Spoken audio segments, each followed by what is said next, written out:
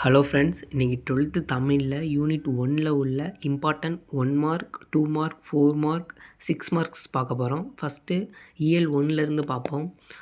First lesson வந்து தன்னிகர் இல்லாத தமிழ். இந்த லெசனில் மெமரி போயம் பார்த்துக்கோங்க.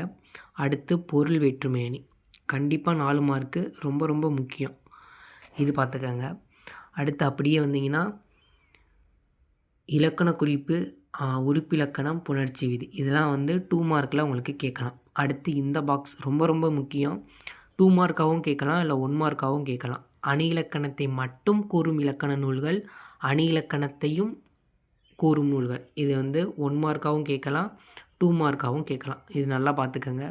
அடுத்து இந்த பாக்ஸ் நூல்வெளியில் வந்து 1 மார்க் கண்டிப்பாக ஒன்றாச்சும் வரும்பா. தண்டியலங்காரம் எந்த வடமொழி இலக்கண நூலை தழுவி எழுதப்பட்டது அப்படின்னு கேட்டால் காவியதர்சம். இந்நூலின் ஆசிரியர் கேட்டிங்கன்னா தண்டி. இது வந்து 1 மார்க்ஸில் உங்களுக்கு வந்து கேட்கலாம். அடுத்து 2ஆம் பாடம் வந்து நமது மொழியின் அடையாளங்களை மீட்டவர். இந்த லெசனில் வந்து ரொம்ப முக்கியமானது இந்த லைன். இது வந்து 1 மார்க்கில் உங்களுக்கு கேட்கலாம். இவரோட ஆய்வு கட்டுரைகள் வந்து எந்தெந்த இதழ்களில் வெளிவந்துச்சு அப்படின்னு பார்த்தீங்கன்னா குடியரசு, ஊழியன், செந்தமிழ் செல்வி, ஆரம்ப ஆசிரியன், அந்த மட்டும் கேட்டு அந்த பேர்லாம் பார்த்துக்கோங்க. இது வந்து உங்களுக்கு 1 மார்க்கில் கேட்கலாம். அடுத்து கிறிஸ்தவமும் தமிழும் என்னும் நூலை வந்து இயற்றியவர் அப்படின்னு கேட்டாங்கன்னா மயிலை சீனி வெங்கடசாமி பார்த்துக்கோங்க. பௌத்தமும் தமிழும், சமணமும் தமிழும் ஆகிய நூல்களை எழுதிய ஆசிரியர் அப்படின்னு கேட்டாங்கன்னா மயிலை சீனி வெங்கடசாமி. இந்த பாக்ஸ் பார்த்துக்கோங்க.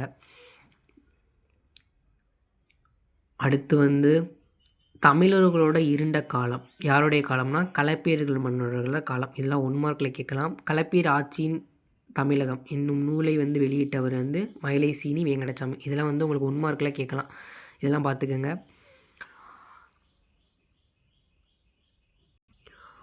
அடுத்தது மறைந்து போன தமிழ் நூலை வந்து எழுதிய ஆசிரியர்னு கேட்கலாம். மயிலை சீனி வெங்கடசாமி. இந்த ரெட் கலரில் கொடுத்துருக்கிறதெல்லாம் ரோஸ் கலரில் கொடுத்துருக்கலாம், நல்லா பார்த்துக்கோங்க. உங்களுக்கு வந்து கேட்கலாம். செந்தமிழ் செல்வி எனும் இதழில் அவர் எழுதிய சொல்லாய்வு கட்டுரைகள் அஞ்சிர தும்பி என்ற தொகுப்பில் வெளியிடப்பட்டது. இதெல்லாம் பார்த்துக்கோங்கப்பா, உங்களுக்கு 1 மார்க்கில் கேட்கலாம். அதெல்லாம் அடுத்து மத்த விலாசம் என்ற நாடக நூலை ஆங்கிலம் வழியாக தமிழாக்கம் செய்தவர் மயிலை சீனி வெங்கடசாமி. இதெல்லாம் பார்த்துக்கோங்க. எந்த நூலை வந்து அவர் வந்து ஆங்கிலத்திலேருந்து தமிழுக்கு வந்து மொழிபெயர்த்தார் அப்படின்னு கேட்கலாம். மத்த விலாசம் என்ற நாடக நூல், அதெல்லாம் பார்த்துக்கோங்க. 1 மார்க் கண்டிப்பாக அதில் வந்து கேட்கலாம். தமிழ் பேரவை செம்மல் விருதினை அளித்தது யார்? எந்த பல்கலைக்கழகம்? காமராஜ் பல்கலைக்கழகம். இதெல்லாம் வந்து உங்களுக்கு 1 மார்க்ஸில் கேட்கலாம். இந்த லைன்லாம் பார்த்துக்கோங்க.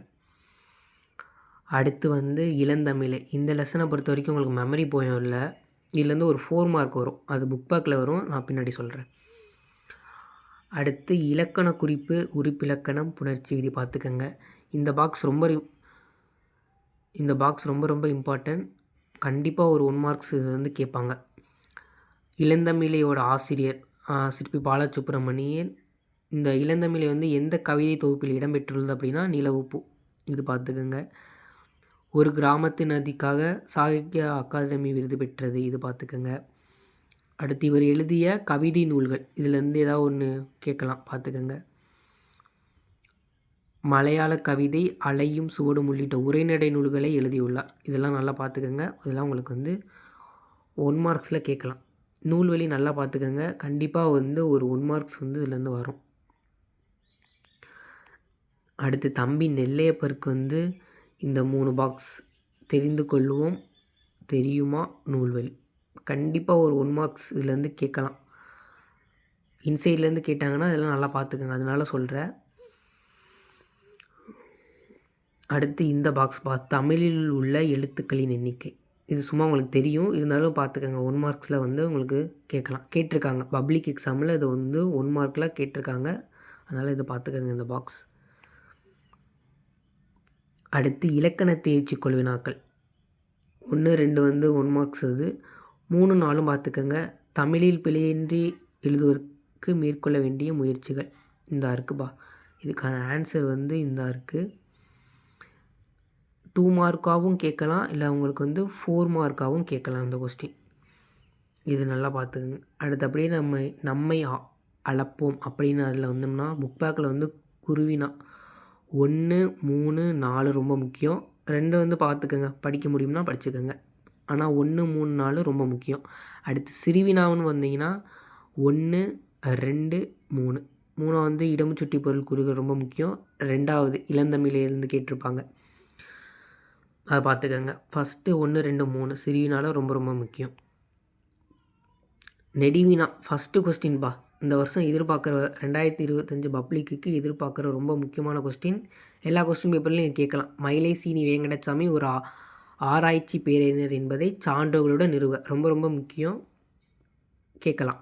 செகண்ட் கொஸ்டின், தேர்டு கொஸ்டின் 1, 2, 3 பார்த்துக்கோங்க.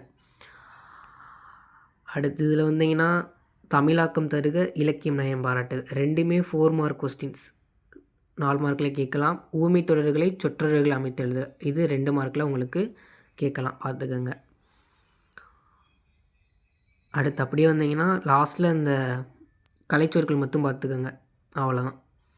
இந்த யூனிட்டில் உங்களுக்கு ஏதாவது சந்தேகம் இருந்தால் கமெண்டில் கேளுங்க, நான் சொல்கிறேன். நன்றிப்பா.